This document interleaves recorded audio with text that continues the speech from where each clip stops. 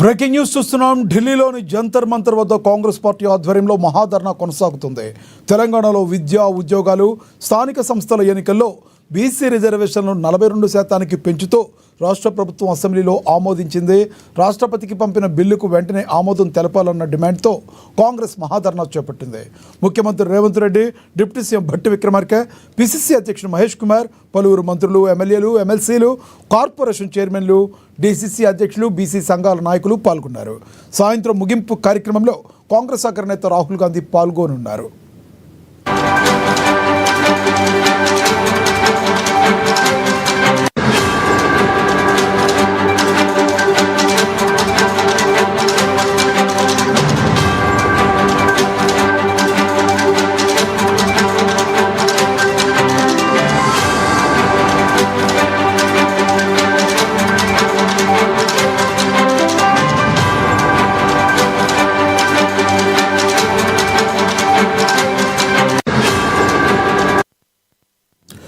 ఢిల్లీలోని జంతర్ మంతర్ వద్ద కాంగ్రెస్ పార్టీ ఆధ్వర్యంలో మహాధర్నా కొనసాగుతుంది.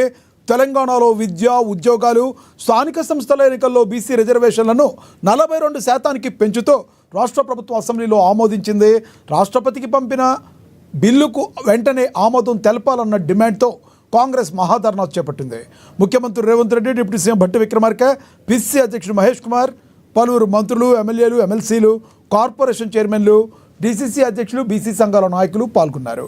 సాయంత్రం ముగింపు కార్యక్రమంలో కాంగ్రెస్ అగ్రనేత రాహుల్ గాంధీ పాల్గొంటారు.